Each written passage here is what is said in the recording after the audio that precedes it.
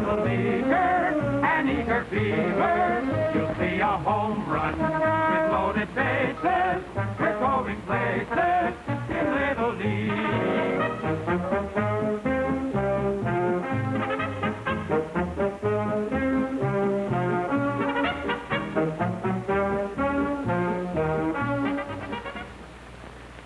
Hi, everybody. This is Red Barber.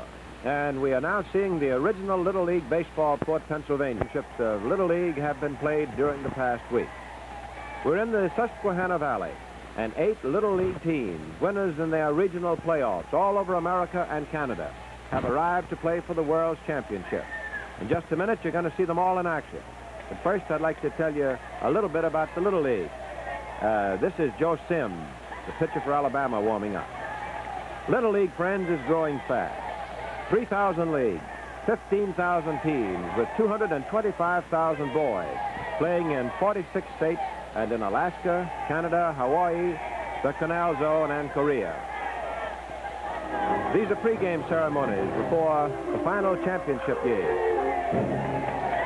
National anthem is being played. There's the governor of the Commonwealth of Pennsylvania.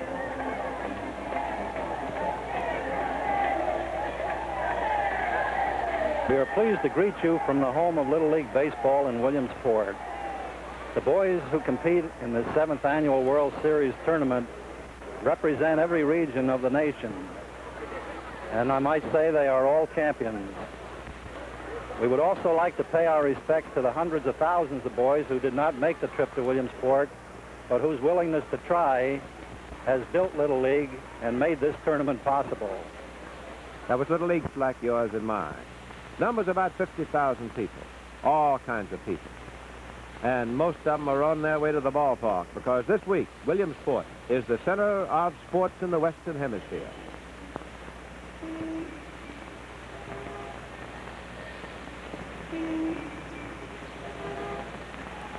The Little League World Series open in Williamsport, Pennsylvania before a record turnout of fans. A beautiful summer day for the national pastime. Well, the squads are poised and ready for the opening cry of play ball. These are the New York State representatives from Schenectady. And their opponents, the Red Hot 9 from Newton, North Massachusetts.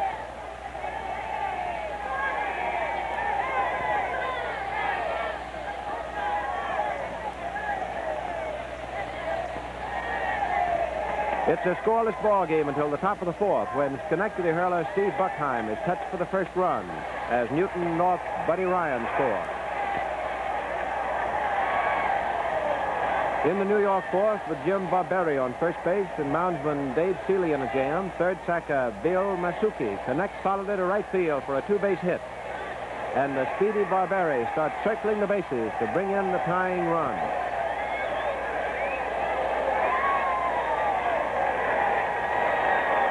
Both teams score once more, and the contest goes into the second overtime inning, the 8th, with a tied score of 2-2.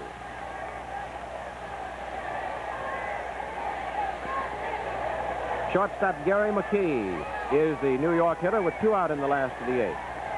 Southpaw Seeley fires, and the lanky New Yorker deposits the pitch into the stands for a home run. Schenectady, New York tops the opening game 3-2 behind the brilliant checking of Steve Buckheim, who tossed a 1-hit ball game while striking out 12.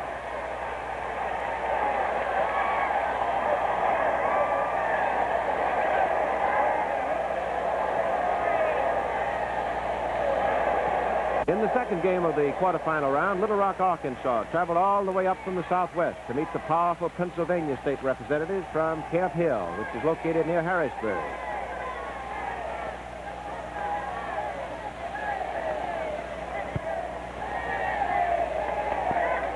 The Pennsylvanians break fast and assume a 6-1 lead after 2 innings. Outfielder Steve Gormer blasts a mighty 2-run homer into the left field stands, and it's an 8-1 game after 3 innings.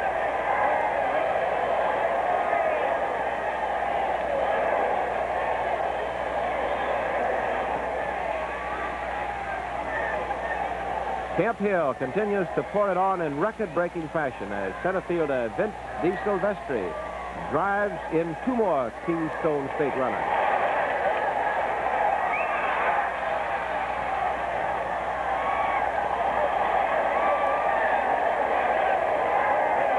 7-run fifth inning is started by De Silvestri, who deposits his second hit, a home run, into the right field stand.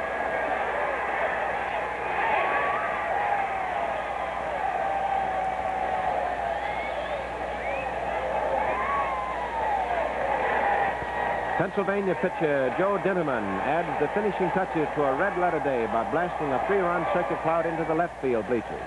And Camp Hill goes on to win the tussle 17-3 and establishes a new mark for the most runs scored.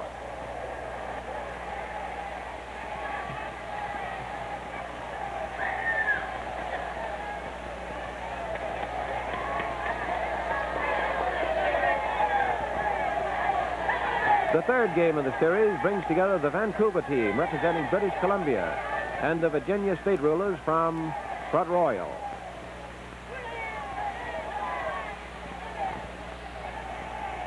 Shoes are all tied, so let's go, fellas.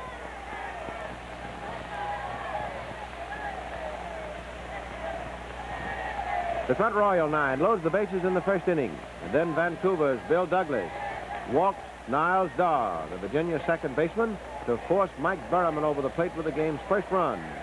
And Douglas is in real hot water.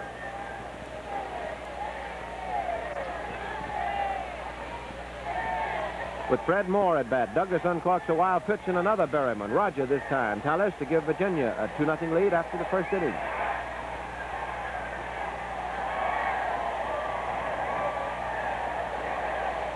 Vancouver gets one back in the third, and moundsman Douglas aids his own cause in the fourth with a ground rules double.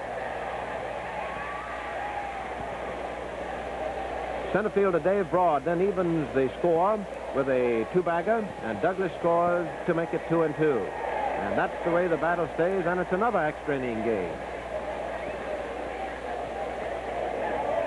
In the Virginia 8th, with Mike Berriman on second, Douglas pitches to his rival moundsman Sam Cooksey, who singles to left to score Berriman with the winning run.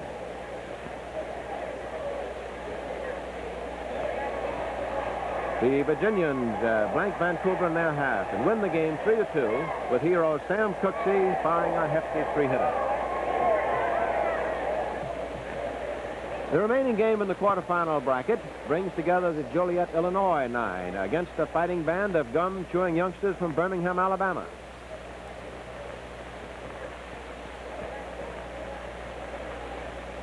On hand to view the proceedings is 86-year-old former hurling star Cy Young, shown with Joliet pitcher Neil Zeich. Runs are not to be found at the start of this one. Both hurlers Joe Sims of Alabama and Zeich of Joliet excel. Sims makes good use of the strikeout juice early as he fans 5 of the first 7 men to face it. Alabama threatens in the third. With Sims on second, shortstop Tony Cherry draws a walk.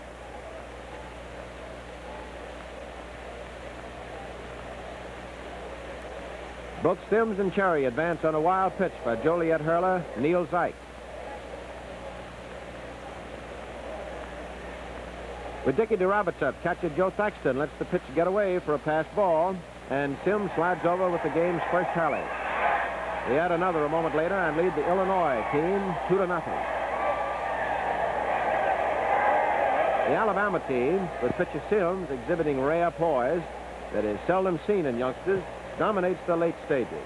Sims, with 11 strikeouts and no walks, is well deserving of the 6-1 victory. A real pitching machine on the hill, Sims is mobbed by his very happy teammates.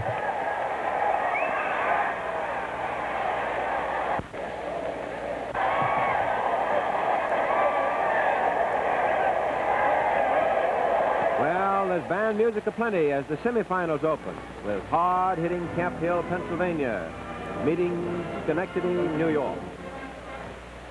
With the scoreboard reading New York 8, Pennsylvania 7 after 5 innings, Camp Hill's Vince De Silvestri slams a solid safety to right. And when shortstop Gary McKee bobbles the throw in, De Silvestri legs it on for third.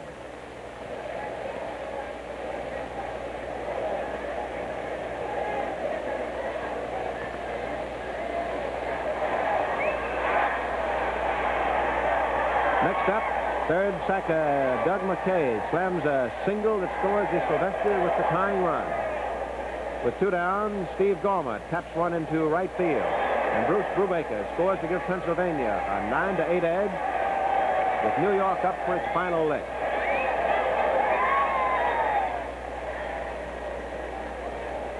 Catcher Eddie Ferraro and first sacker Frank Constantino walk to open this final inning. Bill Connors bounces one to second, but Pennsylvania's first baseman Jim McLuke lets the ball get away as Ferraro scores the tying run. And on a wild throw to home plate, Constantino registers the winning counter. The final score is 10-9, and the New York youngsters are happy.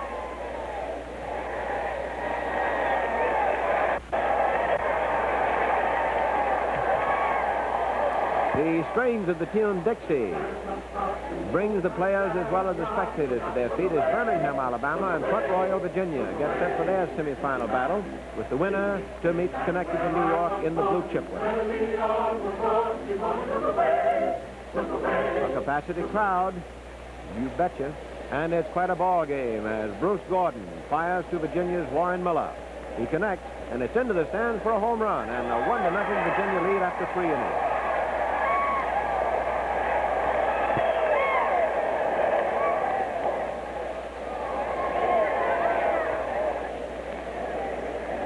Alabama is heard from in the 4th inning as center fielder Dickie DeRoberts booms a double that sends 3 of his teammates scurrying over the dish, and Alabama takes a 3-1 lead. Miller wallops his second homer to make it 3-2, but in the Alabama 5th, pitcher Bruce Gordon slams a 2-bagger into right center that drives 2 more runs home for a 5-2 edge.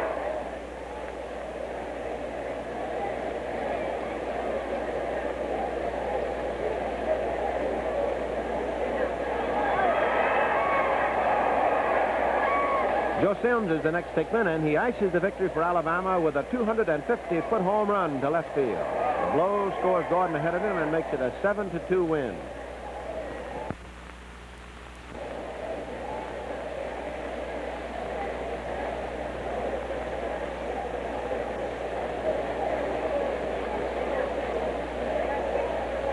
The fast-balling Gordon piles up the strikeouts in the final innings and ends up with a nifty 10-2 victory on a 3-hitter. He strikes out the side in the final inning, and it's into the finals for the smooth-functioning Alabama 9.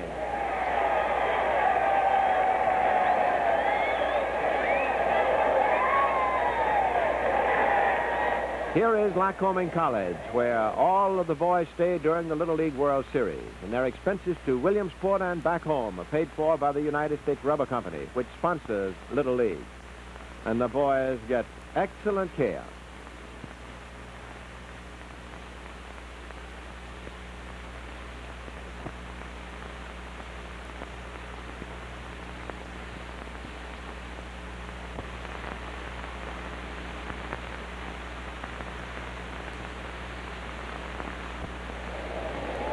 Here are the boys from Alabama. I'm Joe Johnson. I weigh 79 pounds. I'm 4'10" and play right field. I'm Edward Donahue. I weigh 8.5 pounds. I'm 4'10". I play second base. I'm Joe Max Saxton. I weigh 90 pounds. I'm 4'10", and I catch. My name's Percy Goen. I weigh 80 pounds. I'm 4'11", and play third base. My name is Kenny McCain. I'm 5 foot. I weigh 99 pounds and I play left field. My name is Jim Hicks. I weigh 95 pounds. I'm 5'1" and I play first base. My name is Bruce Goen. I weigh 103 pounds. I'm 5'1" and I pitch. My name is Joe Sims. I weigh 103 and 5'2" and I pitch. My name is Dickie Roberts. I weigh 103 pounds. I play center field. I'm 5'3". I'm Anthony Cherry. I weigh 119 pounds. I'm 5'3", and I play shortstop. My name's Ralph Boyer. I'm 5'5", weigh 130 pounds, and I'm a catcher. My name is Bradley Weidman. My height is 5'6". I weigh 126 pounds, and I'm a pitcher. I'm co-manager Emmett Goodwin. Work for the city of Birmingham as detective. I'm co-manager John Creamer. I'm in business for myself in Birmingham. And I want you to meet the boys from New York. My name is Joe Loudest. My height is 4 feet 6. I weigh 73 pounds and I play second base. My name is Jimmy Barberi. My height is 4 foot 7. I weigh 76 and I play right field. My name is Larry Neal. My height is 4 foot 7. My weight is 78. I play shortstop. My name is Anthony Cook. I'm 5 foot 1. I weigh 115 pounds and I play left field. My name is Leo McDermott. My height is 5 foot 2. I weigh 110 pounds and outfield. My name is Bill Mazzucci. My height is 5 foot 2. I weigh 120 pounds and I'm third baseman. My name is John Decker. My height is 5 foot 2. I weigh 105 and I play third base. I play pitch. I pitch. My name is Eddie Farrell. I catch. My height is 5 foot 3 and I weigh 113 pounds. My name is Fred Constantino. I'm 5'3", weigh 120 pounds and play first base. My name is Ken Warnweller. I am 110 pounds. I weigh 5 foot 4 and I catch. My name is Paul Zegman. My height is 5'4". I weigh 115 pounds and I play the outfield. My name is Steve Buckheim. I'm 5 foot 7 feet tall. I weigh 130 pounds and I pitch. I'm Mike Miller. I'm manager of the Schenectady Ball Club and I'm employed at the Schenectady General Electric Company. I'm Lou Masucci. I'm co-manager of Schenectady Ball Club and I'm employed by the American Locomotive Company in Schenectady. The two teams have just about completed their warm-ups before the big game. Parents and spectators await the start of the game. There's one away in the top of the first. New York, Steve Buckham faces Alabama's Bruce Gordon. And Buckham delivers ball 4. The batter is Joe Sims, the Alabama pitcher. And the pitch is away from the catcher, and Gordon sprints on down to second. Sims goes down swinging. But with Anthony Cherry now at bat, another pitch gets away from Ferrero, and Gordon slides into third. Cherry takes high inside for ball 4, putting runners on first and third.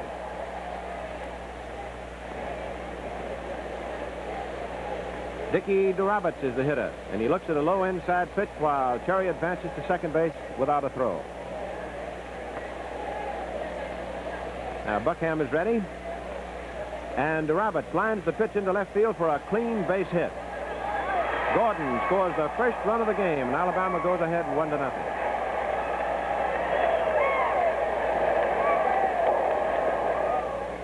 Percy Goodwin, the next Alabama batsman, misses a third strike, and the rally dies with Birmingham ahead 1-0. Gary McKee, the first New York batsman, gets nicked with a pitch. Pitcher Sims delivers, and little Jimmy Barberi pushes a hit between short and third.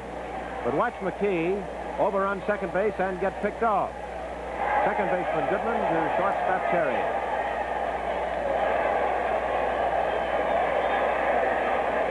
Third baseman Bill Masucci is up. The runner goes. Catcher Thaxton throws the ball into center field, and watch this play at third. He's out. Well, those two fine breaks. Alabama's fielding was all Joe Sims needed. He takes care of the rest by striking out Masucci to end the inning. Alabama ahead 1-0.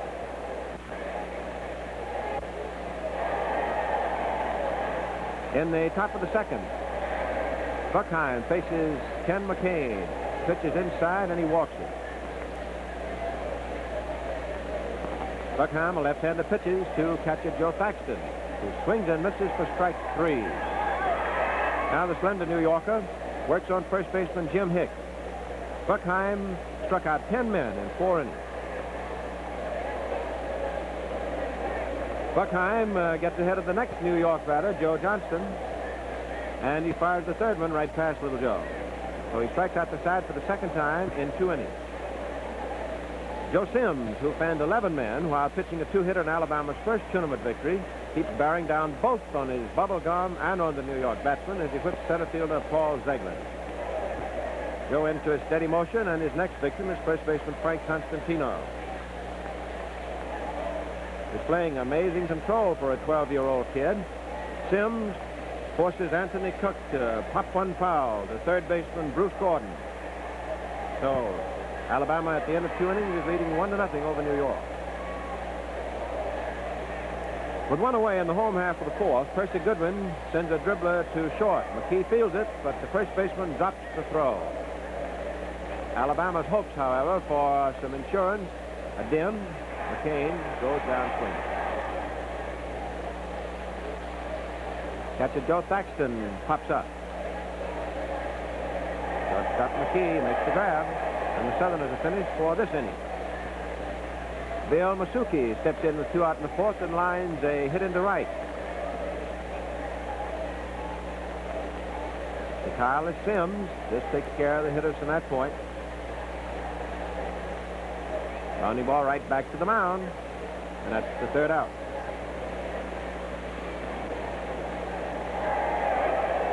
In the fifth inning, Alabama's Joe Johnston walks, and 1 out goes to second as Bruce Gordon also walks.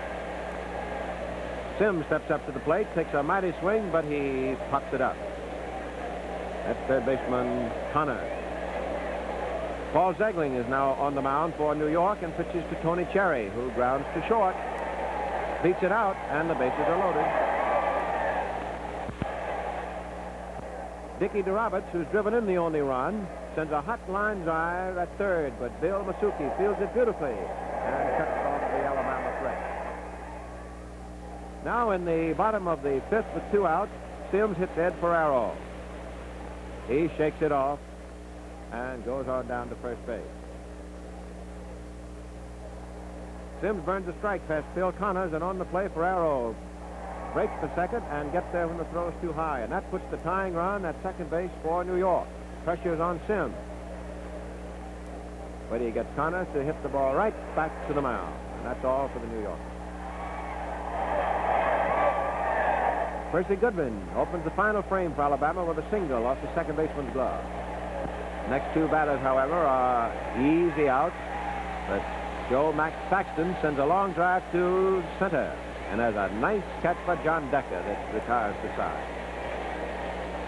Well, it's now or never for New York. They're trailing 1-0. Sims is ready. Decker, the first man up, goes down swinging, and Alabama is 2 outs away from victory. Gary McKee is the next fellow up for New York. It's a ground ball to short. Cherry has it, throws over to first in time, and New York has 1 out left. Sims pitching. It's swinging strike 3 as he fans Barberi. That ends the game, and thus Alabama, paced by Joe Sims' 2-hit shutout pitching, wins the 1953 Little League Championship. Now hold on for a second. Well, I want you to meet Joe Sims, in my opinion, the outstanding player in the game today. It was his pitching that made the difference. Joe, how old are you? I'm 12. And how much do you weigh? About 103. 103. Yep. Now, how far do your fingers go around the baseball? You got a pretty good-sized hand? Pretty good size. I don't know how far to go. And saw you throwing a curveball this afternoon, didn't I? A drop. I guess a curve a little bit. That's what you call the drop? Uh-huh. And how many did you walk today? I don't know. Well, I can tell you didn't walk any. Oh, How many did you walk the game before against Joliet, Illinois? I don't know how many I walked. You didn't walk any. And, my boy, you have now discovered the secret of pitching. As long as you don't walk them, I think you'll be doing fine. What grade in school are you, Joe? I'm in 7th. Did you boys from Birmingham, Alabama, have a good trip up here? Yes, sir. What do you think about this Little League World Series? I think it's a great thing for a boy to play in. And he should have a good time in playing. Uh-huh. Well, you got 2 fine gentlemen here as your managers, and let's get a word from them. You just stand right here a second. Let's have John Creamer lean in. John, come right in. Congratulations on your boys, and I thought that the way they handled themselves defensively was excellent. Well, they're a wonderful ball club, Red. They've played good ball all year long. How much time do you fellas who are managing these Little League games put in? Well, on the average of 2.5 hours a day in practice, all during the season. And how long is your Little League season? Well, we played 18 regular games, and this is the 11th game in tournament. Well, our congratulations to you. I know the folks in Birmingham are mighty proud of you. I'm sure they're proud of those boys. No, they are. Well, I want to get over to Emmett Goodwin, other manager, co-manager, I guess that's the word, Emmett? That's right. We're co-managers. Well, I think it's wonderful of you fellas to give so much of your free time to working with these boys. How'd you get interested in Little League ball, Emmett? Well, I happen to be a city detective, and the president of our league is the FBI man. He asked me if I wanted to manage one. Uh-huh. And after one game, I was sold on it. Well, I imagine being in police work, you realize what this juvenile delinquency problem really is in this country. And I guess you figure this is as good way as any to fight it? I think it's the best thing that's ever happened to this country for the boys on the street. It'll take those boys off the street. Mm-hmm. Well, I know you've had a good trip up here. Are you all leaving tonight, or you stay around today? We're leaving in the morning. We'll be back in Birmingham at 9:30 Sunday morning. And the town will be waiting for you. They say they are. Well, congratulations and good luck to you, Emmett, John, and to you, the star pitcher. Good luck, Joe Stem. Thanks. Thank you, Ray. All right. And so Alabama wins the championship over New York in a brilliant game to Telra Productions for excellent camera work and editing. And now this is Red Barber saying so long.